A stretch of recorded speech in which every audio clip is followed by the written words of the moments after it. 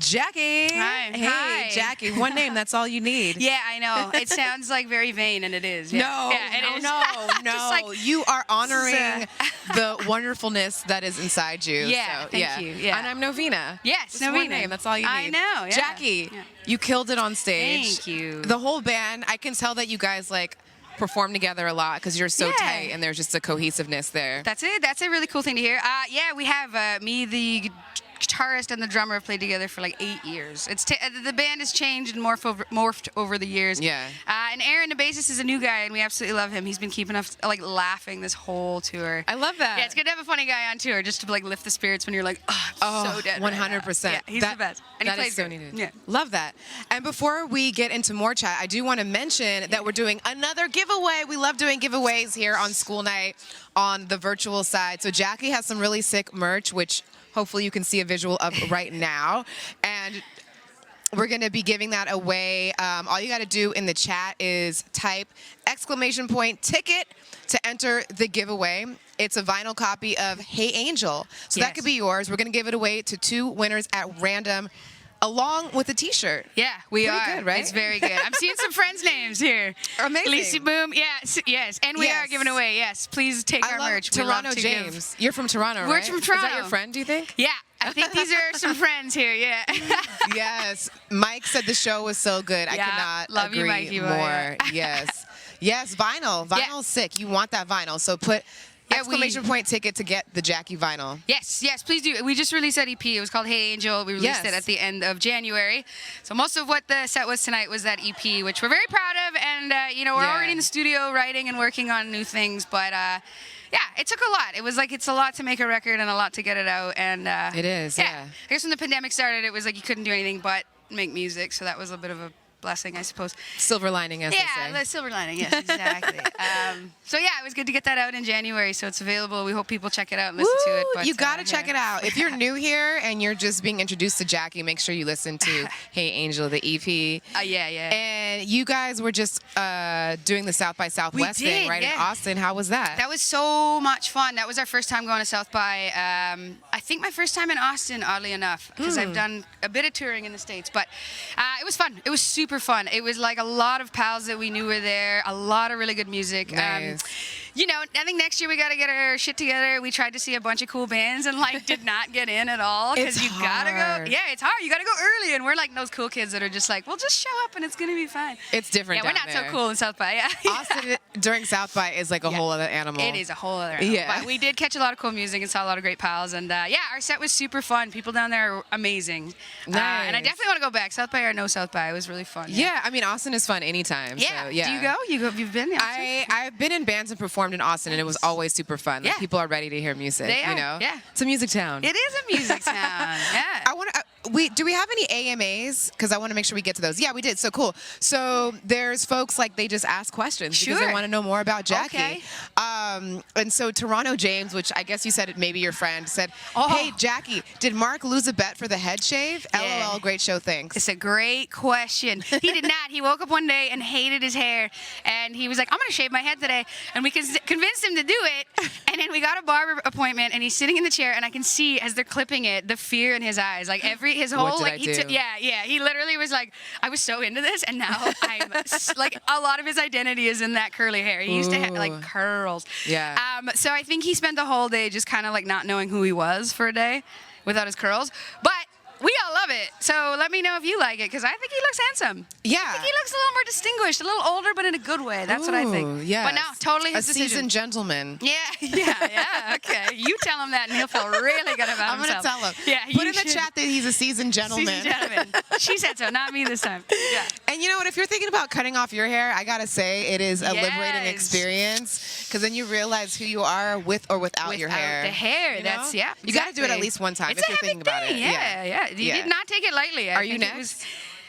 Have you done that before? You've done a big shave? Never, No. and I think I should at one point in my life. But I also I don't think, I think so many people look so good with it. I don't think I'm one of them. Yeah, I mean, I don't know. everything ain't for everybody. Yeah, I know. It grows back, hopefully, but It does, yeah. 100%. I mean, you hope. No, it does. Yeah. Okay. So King Antics wonders what made you get into music. Wow, that's a big one. That's a good story. I tell you right now, Dave Dewick, if you're out there watching, my pal Dave Dewick had this like really old Camaro. I grew up with him at a cottage in a cottage town, and he had this like really slick old car, and he used to play this like bright red Ibanez guitar, and we used to drive around the lake listening to Poison and other things. And I thought he was the coolest thing ever, because he was older than me, and everyone's like, "You have a crush on him," and I'm like, "I like girls," but I didn't know yet. But anyway, he got me into music. He was so cool. He had the coolest guitar, and he was like always shredding, and I wanted to do that, so I went home after that summer, and I was like, I'm taking guitar lessons, and the rest was history. Wow, around what age was that? I think I was 13 when I did that.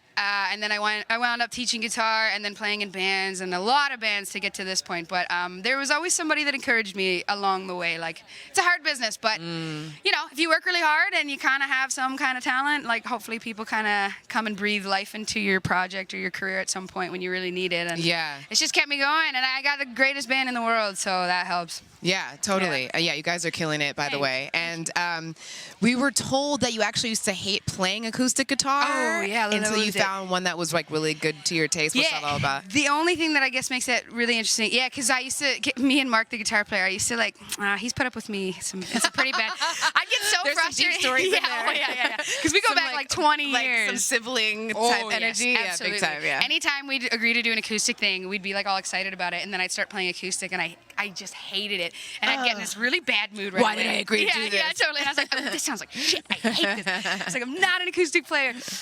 And he would always just like be so chill about it and so nice and try to like, you know, be the wind beneath my wings. But we always got through it, but it was never my favorite thing to do. And then recently, I think, just with the writing and everything, I've just transitioned into this more like vulnerable place with music. And I'm working with this producer that's, you know, he's a pianist and stuff. So yeah, it's kind of just like changed for me. And I really made a point of finding an acoustic guitar that, anyway, I'm not going to geek out over it, but you can. It's not even, it's just like it's a Twitch, she. It's like geeks. okay. It's modeled after a Martin Jr. And it was like $600.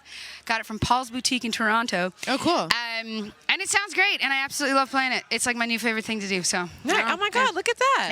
Yeah. Weird how it shapes your whole sound and just gotta find the right one. That's just like a reoccurring metaphor for life. For right? life, you find the right one. Yeah. Manager, boo, guitar, home. Yeah. Let's not even get into booze. Oh man. I don't know. It's tough in these streets. Yeah, it is. Hey, Pickens. No.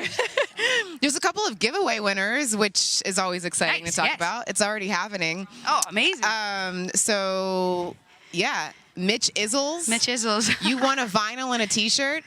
Chizzy B. Messy. Chizzy B. You're saying this? I don't. Yeah. Okay. You keep reading. These are like rapper names right here. I love it. You won a vinyl and a T-shirt too. Oh, sorry, vinyl or a T-shirt. I'm sorry, I misspoke. Or both. I don't care. Jackie doesn't care. My drummer will be mad at me, but you can have it all. Just listen to it. Yeah, Mitch Izzles. So someone's going to DM you or something like that. Cool. And the show is not over, by the way. There is still a DJ set coming up, so stick around. The DJ is going to play some really dope grooves for you. And so you've got your EP out, and then is there more touring on the horizon? Yeah, actually, we go home and we play some like kind of hometown Canadian dates with a band called YUNGBLUD, which we're really excited about. And I think on the horizon, we definitely want to make it back here. We want to go back to New York. Yeah. Come back to LA, and I think for anybody that was out there wanting to come see us in Europe, we're trying to get our Europe tour back together. So cool. Mic drop, but not things are happening back here. Oh, another AMA just came in. Said, I see you have a tattoo. Ooh, I don't know, it disappeared. Yeah, it did disappear. They're like, forget it. I see you have a tattoo. Do you mind sharing the meaning behind it? Which one? I don't have many. Yeah. I'll make it quick. This one was given to me by a coworker. She didn't like the tattoo artist, and she was like, do you want this? And I was like, sure, I'll take it. It's lyrics from a band called Powderfinger out of Australia. It says sunsets over the beaches from now on. I thought it was a nice sentiment. This one is my worst. I got it with my sister. She hates me for this. We got it at the same time, and this guy swore he could tattoo, but he could not. And so it was supposed to be like a peace dove, live, love, truth. I mean, not as bad as that thing you see over the bathrooms. Live, life, love. Yeah. Yeah, live, laugh, love. But something like that. Yeah. That's what those are for now. Leave it at that.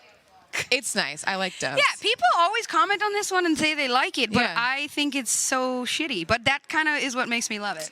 And I did get with my sister, so There that you was go. a fun. We had a good laugh after that. Yeah. So you guys have the same tattoo? Well, she has the same thing, sort of, but on her ankle. Oh, okay. And every once in a while, she's like, "You gotta do better than this. Like next time I visit you in Toronto, you have to come on. We need a Yeah, better." that's like kind of barely not even having one. yeah. Let us get to the Mitsubishi Drive Your Ambition question of the night. Okay. What can you tell us about your upcoming music, the music you're working on? Ooh, okay. I can tell you two things, and they're both really different. I've already started working on it, so I can tell you that there's the acoustics not. Yeah, thank you so much. Thank you. Yeah, the acoustics not going away. I'm really into that vibe, but at the same time, I do miss the electric. This is gonna sound like very like opposite things. I do want to make some noisy stuff and some more like dancey stuff like we used to, but I definitely want to keep with like the vulnerable singer-songwriter. I got a lot to unpack, so there's gonna be a lot of like emotional stuff involved with it, I imagine. Yeah. Because I just went through a breakup, and I wrote this record before I broke up with this person, and now all the songs make sense to me. Oh, yeah, it's wow. weird. How does that work? I don't know, but I've done it my whole life, and all of a sudden I'm playing these songs now when I wrote them when I was happy, and now I'm like, oh, damn. So, yeah, there's still a lot of that to go through, but some fun ones too. Yeah. And how does it feel like when you know that you wrote a song when you were with a person? For the future? Well, like, you know, having a... I keep repeating the same mistake. Well, it's like you wrote the songs when you were with the person, right? Yeah, and then it's like it's over and you're kind of trying to like get over it, but then you still have these songs that are about that person. You of it. Yeah, I think it's a little therapeutic. It's helped me actually kind of make sense of things a little bit. Yeah. But again, I kind of like to think it was like a bit like preemptive or premonition, whatever, where I was like, this was a breakup that was coming that I didn't even know about. But then on the opposite end, I'm like, I might just keep making the same mistakes. It might have been about someone else, and now it's happening again, and I'm right back where I started. It's just that's a bad way of looking at it. It's what the intention is for you to learn. Yes. While you're here in this life. Hopefully, I learn from it. That's one thing I could do while playing these. I think you will. Every time you learn a little more. Yeah, I think so. Yeah, you grow for sure. We have a couple more AMAs before we cut out of here. Before we let you go, the Blue Dragon says, "What has been your favorite moment on tour?" Dang, that's a good question. Probably. I mean, honestly, this is going to sound super lame, but we have a new bass player on tour with us named Aaron, and he's just brought so much life to the band because I love my band so much. Yeah. We've been together for like 8-9 years, and he's a newbie, and we've just had laughs everywhere that we've gone. I think it's just nice to play with new musicians again, and it's like, for us, we kind of got in this weird place where we were like so closed off because we toured well together, we play well together, and we're like, tour could be a weird thing when you're not with the right people, but I'm really glad that we like opened ourselves up to Aaron because he's been mad fun.